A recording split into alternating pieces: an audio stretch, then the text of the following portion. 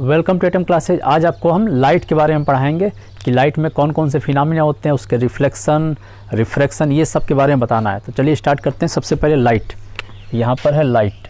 सबसे पहले लाइट क्या होता है? तो लाइट जो होता है इलेक्ट्रोमैग्नेटिक वेव होता है। इलेक्ट्रोमैग्नेटिक वेव, इसको हिंदी बोलेंगे वैद्युत चुंबकीय तरंग। तो वैद्युत चुंबकीय तरंग होता है, ठीक है। अब ये जो लाइट है, ये लाइट होता है 7 कलर से मिलकर बनता है, 7 कलर से मिलकर बना होता है। वो 7 कलर होते हैं कौन से हैं? तो होता है विबज्योर, VIB, विब GYOR, विबज्योर। इन 7 कलर से मिलकर बना होता है बैगनी, आसमानी, नीला, हरा, पीला, ऑरेंज, नारंगी और यह लाल, ठीक है। तो ये 7 कलर से मिलकर बना होता है। और इन 7 कलर का जो वेवलेंथ होता है वो भी क्या होता है? निश्चित होता है, डेफिनेट वेवलेंथ होता है, ठीक है।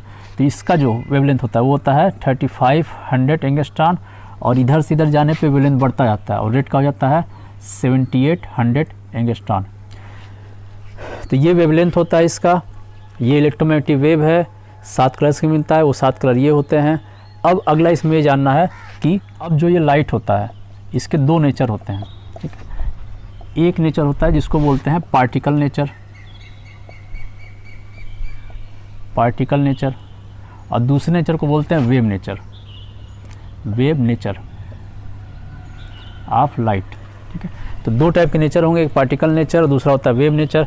अब जो पार्टिकल नेचर होता है इसमें जो लाइट है एक पार्टिकल के जैसा बिहेव करता है। वेव में कैसा बिहेव करता है? वेव के जैसा बिहेव करता है। तो लाइट में जो है दोनों तरह की प्रॉपर्टी होती है। कुछ तो लाइट की कुछ प्रॉपर्टी इसके पार्टिकल नेचर को एक्सप्लेन करती है तथा कुछ प्रॉपर्टी इसके वेव नेचर को एक्सप्लेन करती है। लाइट की कौन कौन सी प्रॉपर्टी पार्टिकल नेचर को एक्सप्लेन करती है वो हमें जानना है। तो सबसे पहला इसमें इसको बोलते हैं फोटो इलेक्ट्रिक इफेक्ट। तो जो इसमें जो लाइट होते हैं वो छोटे छोटे पार्टिकल से मिलकर बने होते हैं। उस पार्टिकल को क्या बोलते हैं? फोटॉन बोलते हैं। इन पार्टिकल का नाम है फोटॉन। दूसरा इसका एग्जाम्पल है, दूसरा एग्जाम्पल है इसका ब्लैक बॉडी रेडिएशन।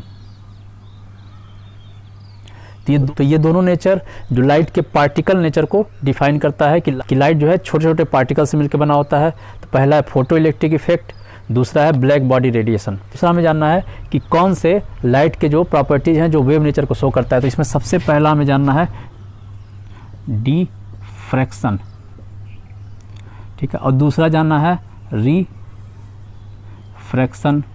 और तीसरा जानना है रिफ्लेक्शन, ठीक है। इन 3 के अलावा भी प्रॉपर्टीज़ हैं, लेकिन हमें 3 प्रॉपर्टी जानना है। इन 3 प्रॉपर्टी से हमें क्या पता चलता है कि जो लाइट है वो कैसा होता है, उसमें वेव नेचर का होता है, ठीक है। और इन दोनों के बारे में तो काफ़ी डिटेल हमें पढ़ना है यहाँ पे इस चैप्टर में। हमें जानना है डिफ्रैक्शन क्या होता है। तो इसका एक लाइन में टर्म बता देते हैं डिफ्रैक्शन क्या है। जैसे कि ब्लेड ले लेते हैं, ठीक है।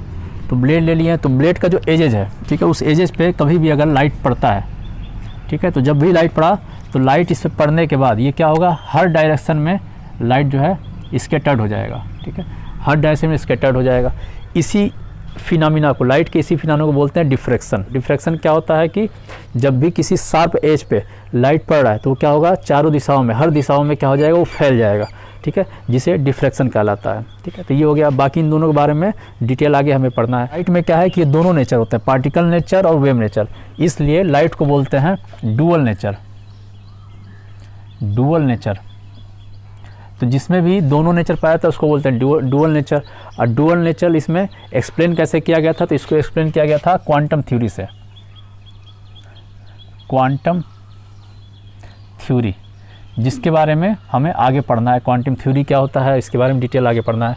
तो अब था ये बेसिक लाइट के बारे में डिफिनीशन। अब स्टार्ट करते हैं इस चैप्टर। अब हमें लाइट के बारे में कुछ चीज़ जाननी है। तो सबसे पहला चीज़ जानना है, वो जानना है कि रे ऑफ लाइट क्या होता है। रे ऑफ लाइट, तो रे ऑफ लाइट को हिंदी में बोलते हैं प्रकाश की किरण। प्रकाश की किरण, प्रकाश की किरण क्या होती है। और दूसरा इसमें जानना है बंडल ऑफ लाइट, और इसको हिंदी में बोलते हैं प्रकाश पुंज। अब इसको जानने के पहले 2 चीज़ें हमें जानना है। पहला चीज़ ये जानना है कि जो लाइट होता है हमेशा क्या होता है, सीधी रेखा में चलती है। लाइट हमेशा कैसे चलेगा, सीधी रेखा में चलेगा, स्ट्रेट लाइन में चलेगा। और अब दूसरी चीज़ हमें ये जानना है कि लाइट को जो हम रिप्रेजेंट कर रहे हैं वो कैसे करते हैं, एरो से करते हैं, एरो से करते हैं। और इसका डायरेक्शन जो होता है कैसे होता है, लेफ़्ट टू राइट की तरफ होता है। ये हो गया एरो, ठीक है। तो एक तो सीधी रेखा में जाएगी, या दूसरी क्या है, लेफ़्ट टू राइट। इसका डायरेक्शन एरो के जैसे दिखाएंगे। अब जो है रे ऑफ लाइट क्या होता है, तो रे ऑफ लाइट होता है कि जब भी प्रकाश की जो किरण है एक सिंगल एरो से अगर दिखाते हैं, जो पूरी प्रकाश है उसको अगर सिंगल रे से दिखाएंगे तो उसको बोलेंगे प्रकाश की किरण, क्योंकि एक रे मानेंगे यहाँ पे आ रहा है, ठीक है। जबकि प्रकाश पुंज क्या होता है या बंडल ऑफ लाइट क्या होता है, इसमें बहुत सारे रे दिखाएंगे, एक से ज़्यादा रे दिखाएंगे, 2 भी हो सकता है या 2 से भी ज़्यादा हो सकता है। तो ये दोनों का रिप्रेजेंटेशन था कि रे ऑफ लाइट को ऐसे रिप्रेजेंट करेंगे और बंडल ऑफ लाइट या फिर प्रकाश पुंज को इस तरीके से रिप्रेजेंट करेंगे। तो ये 2 चीज़ें थी। अब हमें ये जानना है कि जो लाइट होता है उसमें कौन कौन सी फिनोमिना होती है। जब भी लाइट किसी भी सरफेस से टकराती है तो इसमें 3 फिनोमिना देखी जाती है। तो यहाँ पे अब बता देते हैं कि लाइट का क्या क्या फिनोमिना होता है, उसमें कौन कौन सी प्रॉपर्टीज हो सकती हैं, ठीक है।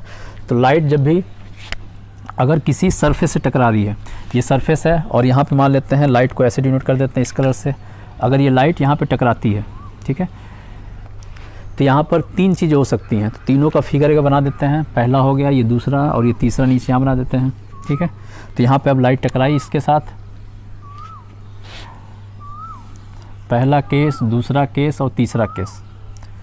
तो पहले केस में क्या होगा, लाइट टकराने के बाद अगर ये सेम मीडियम में वापस लौट जाती है, यहाँ पे क्या है, 2 डिफरेंट मीडियम है, ठीक है, 2 अलग माध्यम है। ये है माध्यम 1 और ये है माध्यम 2, ठीक है। 2 अलग अलग माध्यम है। एक माध्यम से दूसरे माध्यम के बीच का जो सरफेस है अगर इस पर टकराती है और टकराने के बाद ये अपने ही माध्यम में, जिस माध्यम से आई है उसी माध्यम में क्या हो गई, लौट जाती है, ठीक है। सेम माध्यम में लौट सकती है, या फिर दूसरा क्या हो सकता है, ये दूसरे माध्यम में जा सकती है। और तीसरा क्या हो सकता है, तीसरा हो रहा है कि यहाँ गया और जाके यहाँ का पूरा क्या एब्जॉर्ब हो गया। तो ये 3 तरह की फिनोमिना इसमें हो सकती हैं। जो पहला फिनोमिना यहाँ पे गया, टकराया और टकरा के सेम मीडियम में, सेम माध्यम में वापस लौट आया, इसे बोलते हैं परावर्तन, परावर्तन, ठीक है। इंग्लिश में बोलेंगे रिफ्लेक्शन। दूसरा होता है गया, टकराया, टकरा के दूसरे माध्यम में चला गया, दूसरे मीडियम में चला गया। अगर ऐसा होता है तो इसको बोलते हैं अपवर्तन। इस फिनोमिना को बोलेंगे अपवर्तन, अपवर्तन। इंग्लिश में बोलते हैं रिफ्रैक्शन। और तीसरा यहाँ पे गया, ना तो परावर्तन हो रहा है ना तो अपवर्तन हो रहा है, तो क्या हो रहा है यहाँ पर, ये जो सरफेस है, ये सरफेस क्या कर रहा है, इसको अवशोषित कर ले रहा है। तो इस फिनोमिना में बोलते हैं अवशोषण, अवशोषण, एब्जॉर्प्शन। तो लाइट का 3 फिनोमिना हो सकता है। लाइट में 3 तरह की फिनोमिना हो सकती है। पहला क्या हो सकता है, रिफ्लेक्शन हो सकता है, दूसरा रिफ्रैक्शन हो सकता है और तीसरा क्या हो सकता है, एब्जॉर्प्शन हो सकता है। तो ये 3 होते हैं। अब इस तीनों में से हमें केवल 2 पढ़ना है, पहला और दूसरा। रिफ्लेक्शन और रिफ्रैक्शन क्या होता है इसके बारे में जानना है। एब्जॉर्प्शन के बारे में हम आगे डिटेल जानेंगे। यहाँ पे लेकिन रिफ्लेक्शन और रिफ्रैक्शन क्या है इस चैप्टर में इतना ही हमें जानना है। तो सबसे पहला स्टार्ट करते हैं, रिफ्लेक्शन क्या होता है। तो सबसे पहला जो फिनोमिना है वो है रिफ्लेक्शन, इसके बारे में जानना है। तो पहला है रिफ्लेक्शन ऑफ लाइट, या प्रकाश का परावर्तन क्या होता है। प्रकाश के परावर्तन में क्या होता है कि जब भी लाइट किसी हाईली पॉलिश्ड सरफेस से टकराती है, यहाँ किससे टकरा रही है, हाईली पॉलिश्ड सरफेस। जैसे ये सरफेस बना दी है और ये सरफेस में ये हो गया पॉलिश किया हुआ है, ठीक है। तो ये पॉलिश कैसा है, हाईली पॉलिश्ड है। ये है हाईली पॉलिश सरफेस। जब भी लाइट जो है किसी भी हाईली पॉलिश सरफेस से टकराती है और टकराने के बाद सेम उसी माध्यम में क्या होती है, रिटर्न हो जाती है, वापस लौट जाती है। तो इस प्रकाश के इस गुण को बोलेंगे प्रकाश का परावर्तन। तो यहाँ पर हो गया कि यहाँ पे आई, टकराई और लौट गई, ठीक है।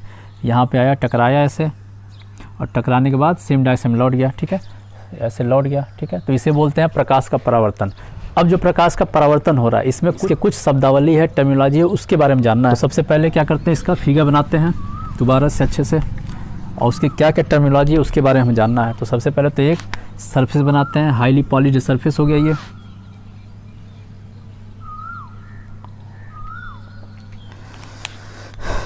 अब यहाँ पे आ रहा है रे ऑफ लाइट, ठीक है। यहाँ पे रे ऑफ लाइट है, प्रकाश की किरण, प्रकाश का किरण आया और यहाँ टकराया, ठीक है। तो जो रे आ रही है, जो रे आया और इससे टकरा रहा है, किससे, इसको बोलते हैं मिरर, हाईली पॉलिश सरफेस, इसको बोलते हैं मिरर बोल देंगे, हाईली पॉलिश सरफेस या बोल देंगे मिरर। ठीक है, तो जब भी लाइट रे आया और इसे टकराया तो इस रे को जो इस पे आ रहा है, जो मिरर पे टकरा रहा है, इस लाइट को बोलते हैं, इस रे को बोलते हैं आपतित, आपतित किरण। ठीक है, इंग्लिश में बोलेंगे इंसिडेंट रे, इंसिडेंट रे। ठीक है, उसके बाद क्या करते हैं कि ये जो सरफेस है इसके परपेंडिकुलर एक लाइन खींचते हैं, एक लाइन ड्रा करते हैं, इस लाइन को बोलते हैं नॉर्मल, नॉर्मल हिंदी में बोलेंगे इसको अभिलंब, अभिलंब, ये हो गया। ठीक है, अब ये इंसिडेंट रे है, ये अभिलंब है, और यहाँ आई राइट टकराई, टकराने के बाद क्या होगा, ये सेम मीडियम में रिटर्न हो जाएगी। ठीक है, तो यहाँ पर सेम कलर्स बना देते हैं रेड से ही, ये सेम मीडियम में क्या हो गया, लाइट परावर्तित हो गई। इस लाइट को बोलेंगे परावर्तित किरण, इसको बोलेंगे परावर्तित किरण, परावर्तित किरण। ठीक है, या फिर बोलेंगे रिफ्लेक्टेड रे, रिफ्लेक्टेड रे, ये हो गया रिफ्लेक्टेड रे। तो हमें तीन चीज़ पता चला, सबसे पहला कि आपतित किरण क्या होता है, परावर्तित किरण क्या होता है, और अविलंब क्या होता है। इंसिडेंट रे, रिफ्लेक्टेड रे और नॉर्मल, ये तीन चीज़ें पता चली। तीन चीज़ों का डिफिनीशन दोबारा बताते हैं कि किसी भी हाईली पॉलिश सरफेस की तरफ अगर कोई भी लाइट आ रही है तो उसको बोलते हैं इंसिडेंट रे। अब दूसरा क्या होता है कि मिरर से टकराने के बाद या फिर हाईली पॉलिश सरफेस से टकराने के बाद जो रे जा रही है, रे ऑफ लाइट को जो मिरर से टकराने के बाद जा रही है, ठीक है, तो उसको बोलते हैं रिफ्लेक्टेड रे। और नॉर्मल क्या होता है, मिरर के लंबवत 90 डिग्री पे जो हम खींचते हैं उसको बोलते हैं अभिलंब या फिर नॉर्मल। तो ये तीन चीज़ें हो गए, हमें तीन चीज़ पता चला। उसके अलावा देखिए हमें क्या जानना है, उसके अलावा जानना है कि जो इंसिडेंट रे है और जो नॉर्मल है इसके बीच का जो एंगल होता है इसको आई से डिनोट करते हैं और इसको बोलते हैं इंसिडेंट एंगल, और ये होता है आई। ठीक है, उसके बाद तो इंसिडेंट एंगल क्या होता है, इंसिडेंट एंगल होता है इंसिडेंट रे और नॉर्मल के बीच के एंगल को इंसिडेंट एंगल कहते हैं। आपतित किरण और अभिलंब के बीच के कोण को क्या बोलेंगे, आपतन कोण, इसको हिंदी में बोलते हैं आपतन कोण, आपतन कोण, और इसको कोण आई से डिनोट करते हैं। दूसरा यहाँ पर ये वाला कोण होता है, इसको डिनोट करते हैं आर से। अब इसको बोलते हैं reflected angle, reflecting angle, reflecting angle.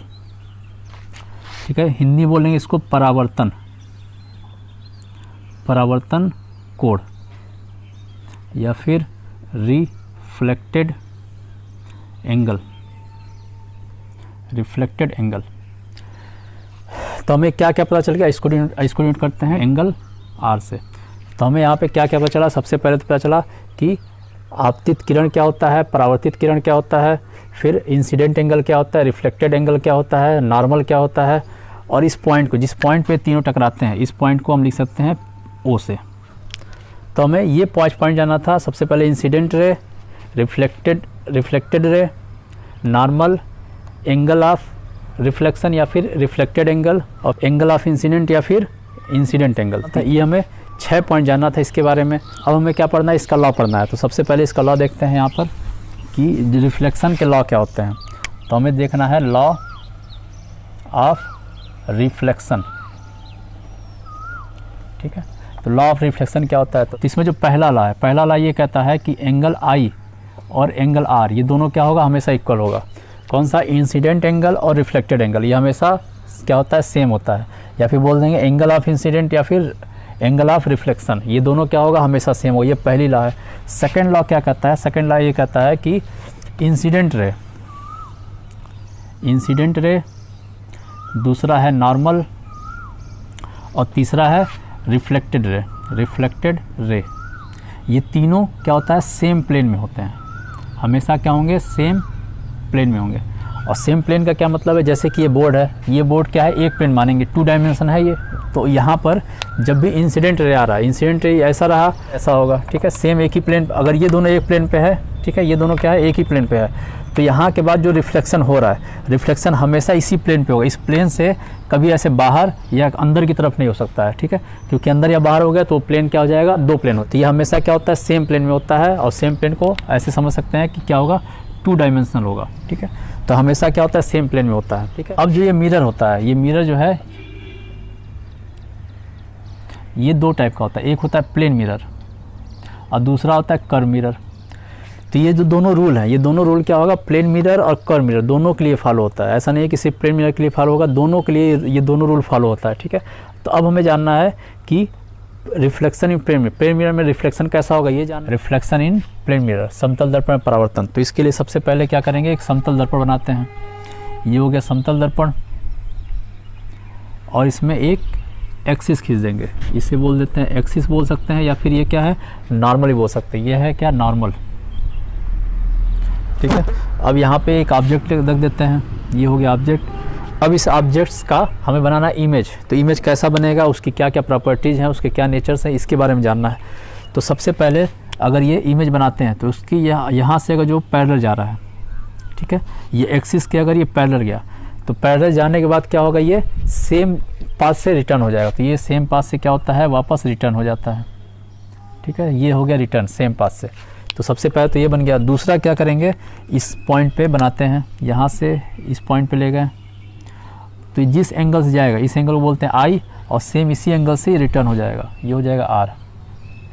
ये हो गया, क्योंकि आई और आर दोनों इक्वल होता है, ये पहला लॉ था रिफ्लेक्शन का। तो सेम जो है एंगल से ये क्या हो जाएगा, रिटर्न हो जाएगा। अब ये दोनों रे जो है, ये रे ऐसे सीधा जा रहा है, ये रहा इस तरह जा रहा है, ठीक है। तो ये आगे जाके कहीं मिलेंगे नहीं, क्योंकि इसका क्या हो रहा है, धीरे धीरे टाइम के साथ ये क्या हो रहा है, इसका डिस्टेंस बढ़ता जा रहा है, बढ़ता जा रहा है, बढ़ता जा रहा है। तो ये आगे जाके कहीं नहीं मिलेंगी। तो इसमें क्या करेंगे कि इसको पीछे की तरफ बढ़ाएंगे, इसको पीछे की तरफ बढ़ाएंगे, ठीक है। तो इसको पीछे डैश करके बढ़ाते हैं और उसी तरह इसको भी पीछे की तरफ डैश डैश करके बढ़ाएंगे। तो ये जाके यहाँ पे पीछे किसी ना किसी पॉइंट मिलेगा, तो यहाँ पे बन जाएगा इमेज, ठीक है।